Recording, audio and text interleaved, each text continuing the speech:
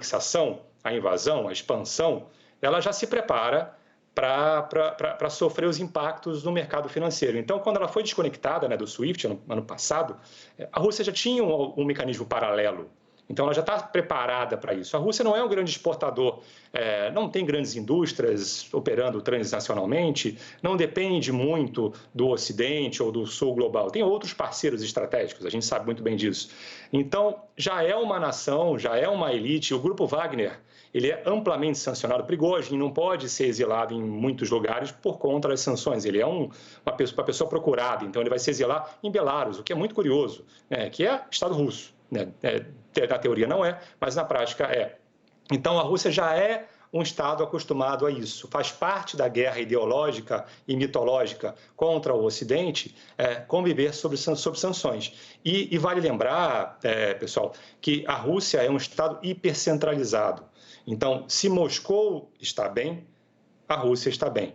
Se o círculo de poder está bem, o país está bem. Então, não importa muito o que acontece nas outras cidades, embora a Rússia tenha ali 15, 16 cidades com mais de 1 milhão de habitantes, seja um estado amplo, o maior do mundo, o que importa, na verdade, é Moscou estar bem. Isso na ideologia, no modus operandi, na política russa. A capital está bem? O ciclo do poder está bem? E mesmo São Petersburgo não entra exatamente nesse conceito de hipercentralismo russo, né? Então, a Rússia já está acostumada com as sanções, está preparada para isso, tomou essas políticas agressivas porque já se sentia segura para adotá-las. É um Estado hipercentralizado, faz de tudo para proteger Moscou, quer proteger a sua vitrine, por isso continua a sua política expansionista e agressiva em relação a seus vizinhos.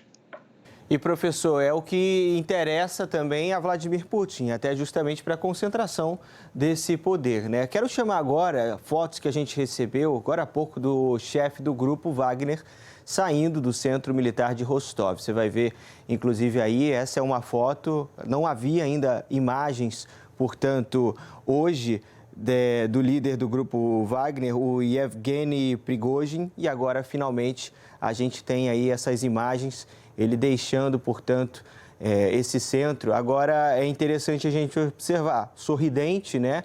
Muito interessante, jogando, inclusive, aqui para o Urian. Depois de um amplo ataque, de momentos tensos também, afinal de contas, um ataque, uma rebelião, um motim, nunca é simples, né? Mesmo se você está antevendo esses passos, esses movimentos. Agora, qual terá sido o acordo, finalmente, intermediado ali por Belarus, para ele deixar esses ataques assim? Claro, imagens são frames, são fotos, a gente não sabe o contexto geral desse momento. Agora é um momento de tranquilidade, aparentemente, do líder do Grupo Wagner. É verdade, Ricardo. Essas imagens, assim, elas remetem a muitas coisas, né? Se você é aí o senhor das guerras, né? A warlord, como diz em inglês, e você começa um motim com a escala que foi iniciado de um dia para o outro, mas você acaba esse motim sendo perdoado, eu não sei quem no lugar dele também não estaria sorrindo. Mas esses detalhes do que foi negociado, a gente não vai saber tão logo, eu acredito, mas o que a gente vê com o que aconteceu hoje, com o Lukashenko, que é o presidente ditador de Belarus, se envolvendo também na mediação da resolução desse conflito, é aquilo do próprio conflito passar aí para além, não só do território da Ucrânia, porque também já havia respingado na Rússia em algumas ocasiões com aqueles ataques, aqueles drones que bombardearam ali algumas cidades na fronteira, mas também agora, na semana passada, com a instalação das armas nucleares que agora também foram para Belarus. Então, a gente está vendo aí uma expansão dessa guerra. Mesmo que não haja conflito armado em outros lugares, a gente está vendo aí o envolvimento de outros países também que não são aqueles países que, por exemplo, são do Ocidente, que se meteram por meio das sanções. E, Gabeira, quero trazer para você também essa análise da imagem, né? Claro, a gente viu a imagem aí exatamente do Prigozhin, mas a gente tem a imagem de Vladimir Putin, como o professor falava agora há pouco. Como é que você avalia na comparação, e o Guga falava hoje mais cedo, de 2018, quando você esteve lá, né? O momento é muito diferente, seja para o exterior, seja para alguns russos, não podemos dizer todos, mas quem vive ali na Rússia e convive exatamente com tudo o que está acontecendo nesse momento. Exatamente. Quando eu estive lá, eu tive que ler uma meia dúzia de livros. O meu interesse central era a cultura russa, que é imensamente rica. Mas tive que ler uma meia dúzia de livros sobre a questão política, a reação política. Mas já em 2018, essa reação política era quase que inexistente, não é?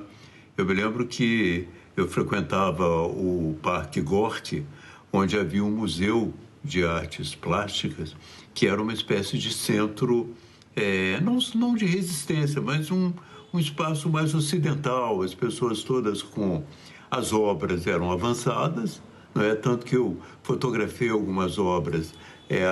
O próprio Instagram proibiu as imagens, porque eram obras de vanguarda, e muitas pessoas com laptops da Apple. Era uma atmosfera meio ocidental, mas era uma espécie de gueto, porque a oposição mesmo já estava muito esfacelada em relação às manifestações anteriores.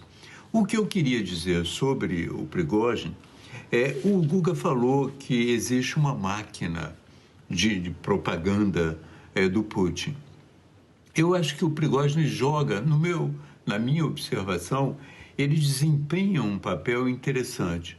Na máquina de guerra, ele faz um trabalho que às vezes é mais sujo, porque os mercenários não respeitam nenhum tipo de regra, né? Eles fazem o que querem e são muito violentos. Mas na máquina de propaganda, ele também faz o trabalho mais sujo. Ele, durante muito tempo, coordenou a propaganda de ataque a adversários e uma propaganda que nós chamamos de fake news também contra vários setores. Nas próprias eleições americanas, ele também atuou. Portanto, ele tem uma espécie assim de funcionário para realizar coisas que, às vezes, é mais difícil para o Exército realizar, e também na máquina de propaganda, às vezes, é mais difícil para um órgão oficial realizar. Ele faz uma espécie de trabalho mais sujo, né? Talvez isso tenha estabelecido um vínculo especial com Putin, mas a gente nunca sabe, porque a possibilidade de morrer envenenado é sempre muito grande entre eles, né?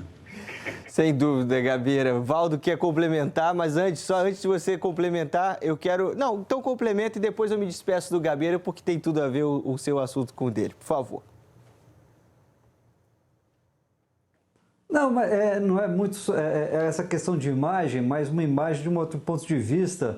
E eu queria conversar com os professores. Então, se você quiser liberar o Gabeira, pronto, não ficar segurando o Gabeira muito tempo aqui, então pode liberar o Gabeira primeiro, depois a gente conversa. Obrigado, Valdo. Gabeira, um abraço para você, obrigado aqui, sempre um prazer tê-lo conosco, um beijo imenso em você e qualquer coisa a gente volta a se falar. Beijo grande. Por favor, Valdo, vamos voltar aqui com o Valdo Cruz com a gente. Então, eu queria fazer uma análise sobre o ponto de vista das potências ocidentais, Estados Unidos, a questão da Europa, em relação ao que aconteceu hoje nesse conflito. É claro que esses países se interessam por uma fragilização de Vladimir Putin, né? Principalmente por causa do que está acontecendo na Ucrânia. Eles tentam, inclusive, exatamente isso. Eles buscam tirar poder de Putin e até, num plano ideal, retirá-lo do poder.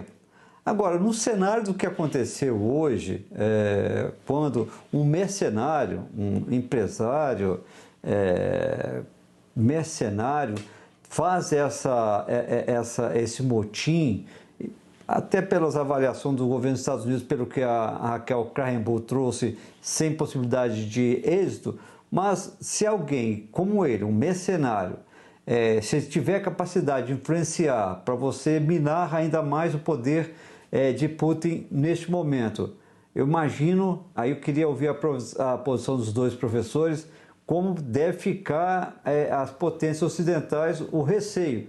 Imagina um governo russo com o poder de alguém que é mercenário, podendo controlar armas nucleares.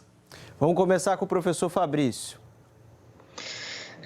Antes de responder, eu queria deixar dois apartes aqui para o Gabeira. Primeiramente, os textos dele sobre a Copa do Mundo, né, e eu ajudei na cobertura, foram maravilhosos, eram sim maravilhosos, como o Gabeira uma lenda do bom texto, né? Então o olhar dele era fantástico e eu gostaria muito de ver os textos, né, publicados no livro. São olhares muito importantes sobre a cultura e a vida cotidiana russa. Em segundo lugar, Prigozhin é o ministro da sujeira, né? Brinca-se nos meios que Prigozhin é aquele que tem tentáculos em tudo que é ilegal, tudo que é sujo, tudo que é baixo, tudo que precisa ser resolvido não pela via legal. Então ele já tem essa pasta oficialmente. Então, Valdo, é muito curioso pensar nesse histórico, né, de Putin, nesse contexto, né, de como lidar com Prigozhin e como os russos lidariam, né, com um sujeito como ele, ameaçando esse motim, né, ameaçando tomar o poder. Né? E aí me remete a uma outra pensata, que é Prigozhin vai se exilar em Belarus, para onde Putin acabou de despachar armas nucleares. Claro que Lukashenko, o presidente de Belarus, não vai ter o controle sobre essas armas, mas a gente vai ter, de qualquer forma, o chefe Mor, né, uma das pessoas mais envolvidas com atividades ilegais no planeta, exilado em Belarus, que é, de facto, né, território russo, sob controle da Rússia, para onde acabamos de ver armas nucleares sendo despachadas, armas táticas. Né? É muito curioso isso. Né, para um sujeito que acabou de criar um motim, de fomentar um motim que poderia ameaçar o governo, ele está aí tirando selfie, né, curtindo o seu momento de influenciador, vai ser exilado em Belarus, vai ter que morar em Belarus, prestar conta em Belarus, para onde a gente acaba de ver armas nucleares. Né? Não é, de qualquer forma, uma situação temerária e hipoteticamente, vamos cogitar que o motim tivesse sido bem sucedido e conseguisse, de alguma forma, ou derrubar Putin ou criar um governo paralelo. Né? A gente não tem nenhum cenário de mal menor. Né? É um cenário completamente distópico e confuso que não parece ter uma boa saída, né?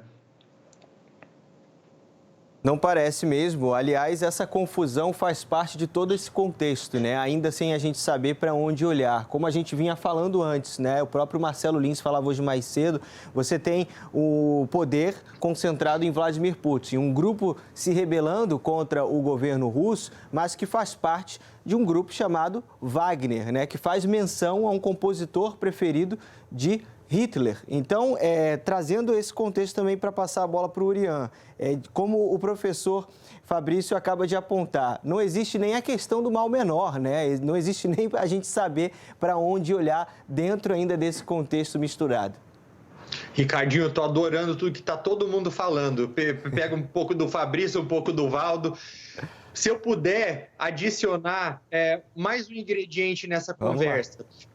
Quando a gente para pensar em como o Ocidente reagiria a tudo isso, é previsível porque o Ocidente comemora. É só a gente olhar, por exemplo, para a postura da Giorgia Meloni, que é a primeira-ministra italiana que disse que a Rússia estava aí provando do próprio veneno. Agora, qual que é o ingrediente que eu acho que a gente pode jogar que aí pode gerar um pouco de preocupação? Como os países orientais, como, por exemplo, a China, a Índia, que se dizem países neutros, mas que, na verdade, até agora acabaram sempre ganhando alguma coisa com a guerra, seja porque acabaram comprando combustível, gás russo, ou porque suas empresas, no caso da China, acabaram entrando no território russo para substituir algumas daquelas empresas que deixaram o país.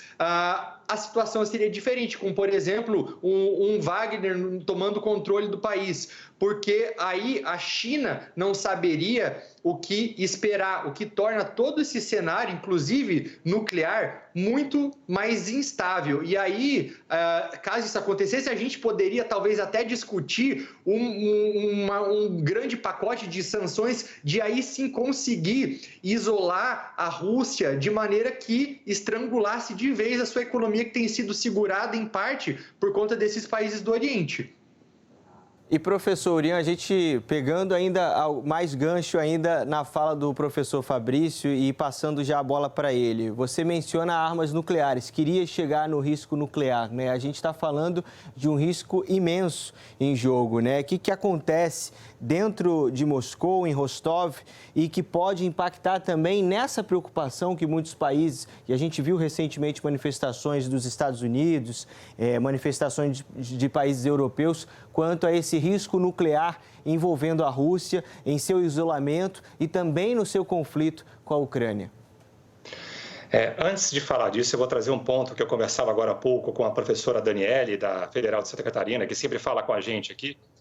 A gente conversava sobre como é conveniente usar essas forças paramilitares privadas. São soldados? Não estão sujeitos a nenhum tipo de lei, não estão sujeitos a corte marcial, a convenções, a leis de guerra. Então, são pessoas que não respeitam nenhuma lei. Estão operando num território estrangeiro, né, numa terra anexada. Para quê? Fazendo o quê? Então, a gente pausa nesse quadro e imagina um cenário onde essas forças paramilitares podem ter acesso de uma forma legal ou obscura a armas nucleares táticas. Armas nucleares táticas são dispositivos menores, pequenos, com um dano controlado. Não são bombas atômicas como aquelas que a gente viu em Hiroshima ou Nagasaki. Então, num cenário desse, onde forças que não estão sujeitas a lei nenhuma, leis de guerra, convenções de guerra estabelecidas nas convenções da ONU após a Segunda Guerra Mundial, olha o potencial destrutivo disso. Agora, no momento em que um dispositivo nuclear que viola esses tratados for acionado, aí a coisa realmente muda de figura. Deixa de ser um conflito Ucrânia-Rússia, passa a se tornar um conflito com dimensões mundiais. Então, assim, é uma linha que Putin, que Lukashenko, que Prigozhin, que Shoigu, que ninguém quer cruzar. É um blefe, mas se cruzar, o conflito escala imediatamente. E qualquer uso de dispositivos táticos vai ser captado pelo mapeamento ocidental, pela Europa, pela China, pelo Japão.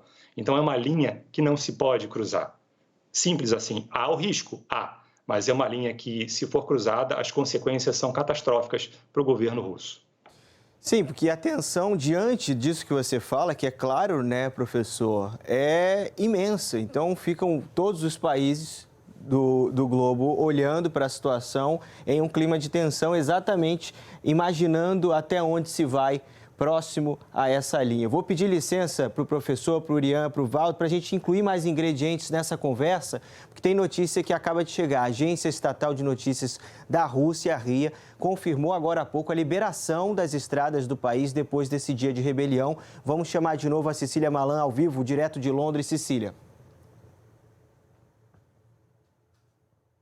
Boa noite de novo, Ricardinho. Quase 2 da manhã em Moscou agora e dá para dizer que foi um dos dias mais tumultuados dos 23 anos de governo de Vladimir Putin. Ameaças de rebelião armada, motim, desafio à liderança do presidente, alianças políticas desfeitas. Mas agora, como você disse, restrições impostas começam a ser suspensas nas rodovias, por exemplo. E em Rostov-on-Don, os rebeldes já recuaram, segundo o governador regional.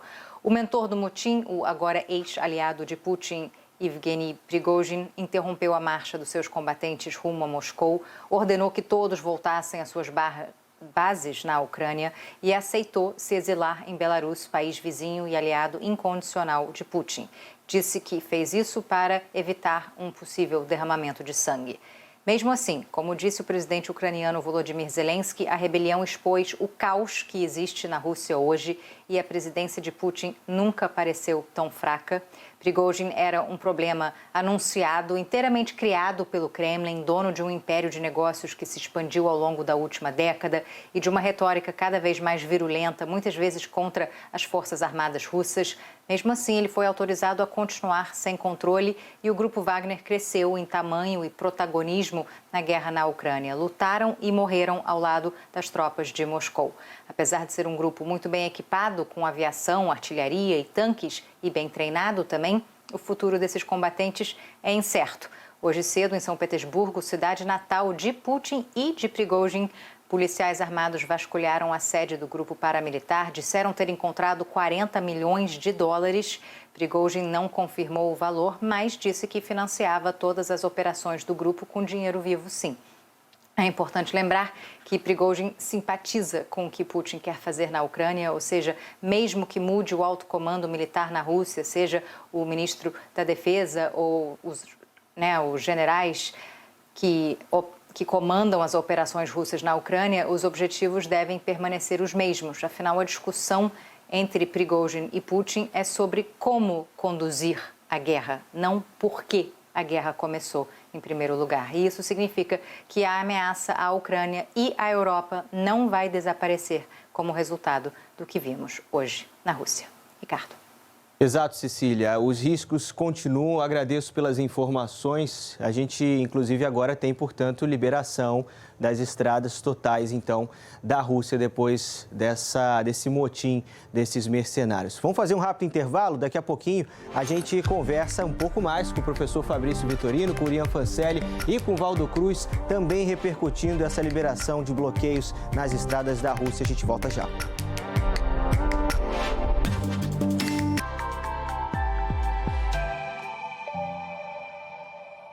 Se o assunto é uma boa receita, tem tudo no app do Receitas.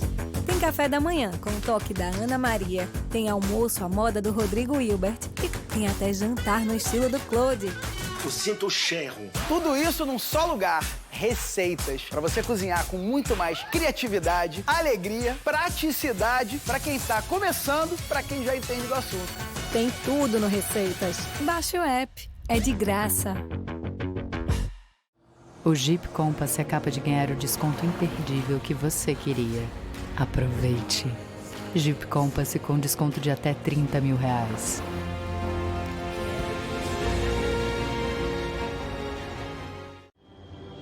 A gente tem o objetivo de encontrar qualquer vestígio, né, do que aconteceu com o Bruno e com o Dom.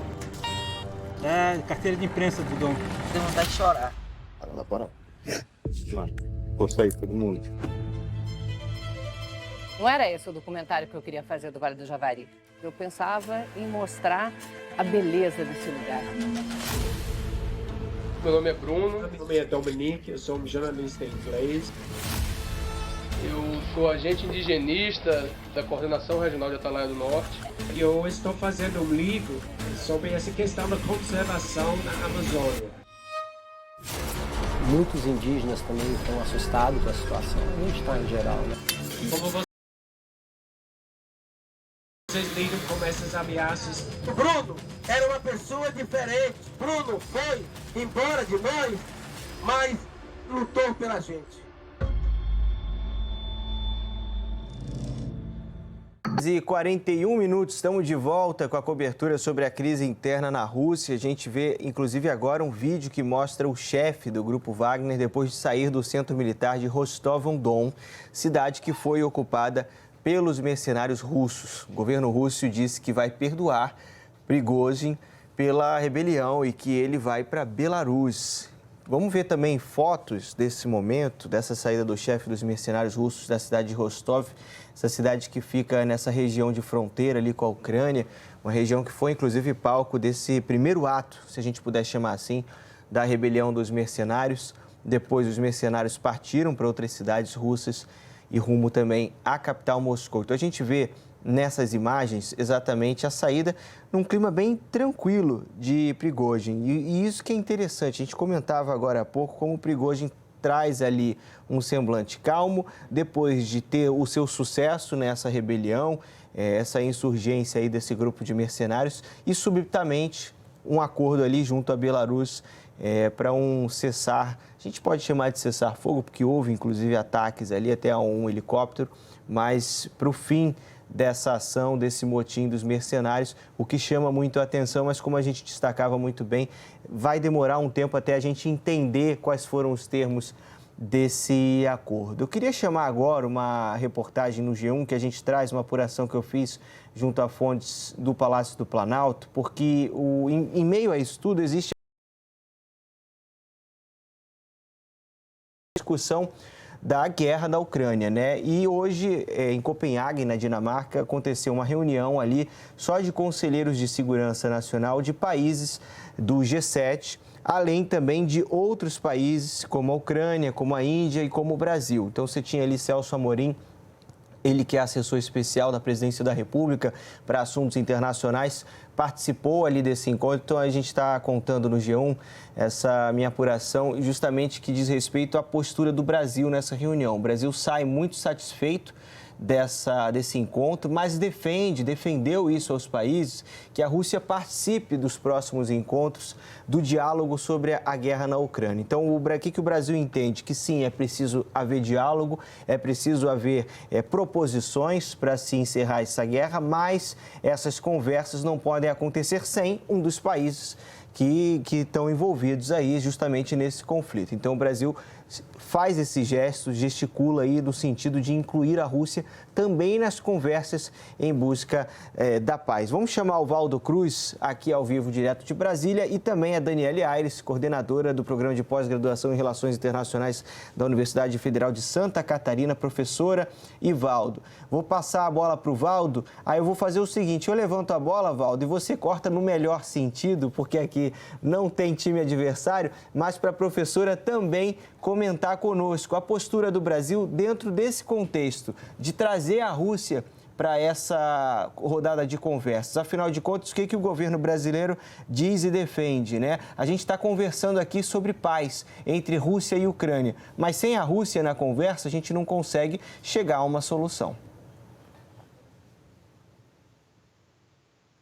Ricardinho, tem que ter Rússia e tem que ter Ucrânia, né? Não adianta só chamar para essa reunião do G7. Ah, mas a reunião do G7 você já tem lá vários países que defendem a Ucrânia. Tudo bem, mas também tem de estar presente a Ucrânia. A Ucrânia participou, desculpa, a Ucrânia participou desse encontro. Participou desse encontro de hoje. Participou desse encontro? Ah, porque eu estava vendo sua matéria, eu não observei lá a citação da Ucrânia, não. Eu olhei a reportagem sua, lá eu não vi a Ucrânia. Bom, então tudo bem. Eu não tinha observado lá que a Ucrânia estava. Mas então, você tem que ter a presença da Rússia também. Mas você não vê nenhuma disposição